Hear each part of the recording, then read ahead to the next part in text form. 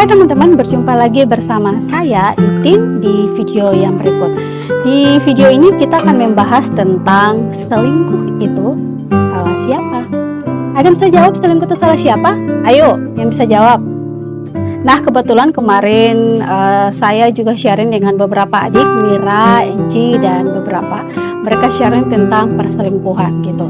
Jadi di situ kita memunculkan pertanyaan-pertanyaan yang baru terkait perselingkuhan. Sebenarnya selingkuh itu salah siapa sih? Wah, tak kalah menariknya ketika ada perdebatan antara pendapat selingkuh itu salah siapa itu. Di sini berbicara tentang selingkuh itu salah siapa, kita pasti akan memikirkan bahwa siapa nih? Ada yang tahan-tahan untuk menjawab, ada yang juga langsung spontan untuk menjawab.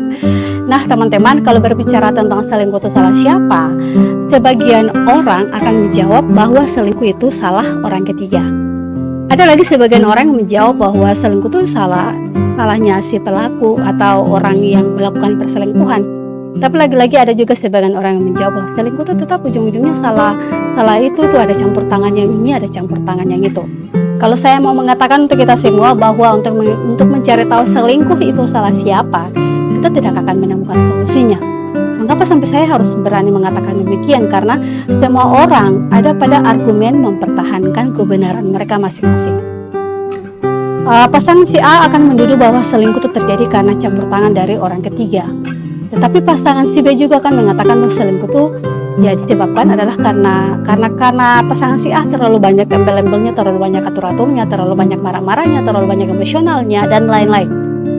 Tapi lagi-lagi pasangan si B juga mengatakan tentang pendapatnya sendiri. Berbeda ya, semua orang memiliki pendapat sendiri untuk mempertahankan kebenaran mereka masing-masing. Di sini saya ingin mengatakan aja bahwa berbicara tentang perselingkuhan ya, semua orang memiliki pendapat masing-masing. Tapi alangkah baiknya kita tidak saling menyalahkan di sini. Tetapi yang perlu kita pertanyakan adalah ketika selingkuh itu terjadi, kamu mau apa? Apakah kamu mau maju atau mundur?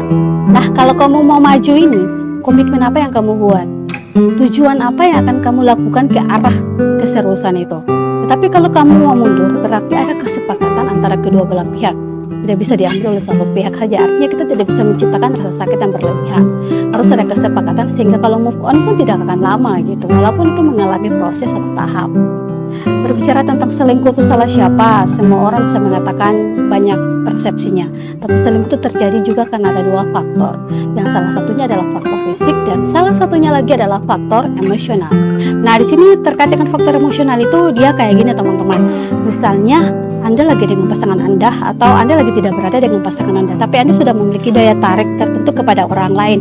Karena Anda melihat, aduh dia ganteng, aduh dia manis, aduh dia cantik, aduh dia paling pintar bermain alat musik ini, aduh suaranya paling indah sekali, aduh dia paling jago komputer, aduh body language-nya bagus, atau aduh dia paling pintar di bidang olahraga ini, jago bermain voli dan lain-lain. Dan di situ muncul jalur pengecekan identitas. Dia nama siapa ya? Dia tinggal di mana? Dia fans. Dia idola dia. Dari kata fans itu akhirnya seseorang berani untuk memperkenalkan diri secara identitasnya dia itu secara kontak atau melalui orang lain sebagai jembatan. Tetapi lebih daripada itu, selingkuh itu salah siapa? Di sini dalam tanda kutip bahwa perselingkuhan itu terjadi juga karena di dalam hubungannya itu sudah ada rasa sakit sebagai pemicu retaknya komunikasi.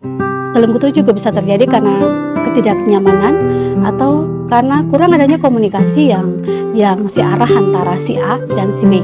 Dan lagi-lagi ketika ada orang ketiga ya dalam konteks pemicu munculnya kontak emosional itu. Nah, orang ketiga itu yang menjadi jalur lebih retaknya lagi dan lebih banyak argumen-argumen negatif lagi terkait hubungan itu retak karena si A itu, karena si B itu, atau karena si C itu. Teman-teman, di sini saya ingin hanya untuk mengingatkan kita bahwa kalau itu terjadi dan dialami oleh kita, jangan pernah kita saling menyalahkan bahwa itu adalah orang ketiga, atau itu adalah pasangan si A, atau itu adalah penyebab pasangan si B. Tapi kita harus bertanya kepada diri kita sendiri seperti yang sebelumnya saya katakan di awal tadi. Ketika selingkuh itu terjadi, Anda mau apa? Ketika selingkuh itu terjadi, hubungan ini mau dibawa kemana? Nah, itu yang perlu Anda jawab. tidak perlu memperdebatkan banyak hal, karena komitmen itu perlu. Kalau kita tidak memiliki komitmen dalam suatu hubungan, lebih baik kita mengakhirinya tuh dengan baik-baik sehingga tidak ada yang terluka. Daripada nanti kita bertanya selingkuh itu salah siapa, masing-masing orang akan mempertahankan argumen kebenaran mereka masing-masing. Hanya orang-orang yang berjiwa besar yang bisa mengakui kesalahannya, dan hanya orang-orang yang berjiwa besar yang bisa mengalah untuk mempertahankan apa yang patut dipertahankan. Nantikan pada pembahasan berikutnya.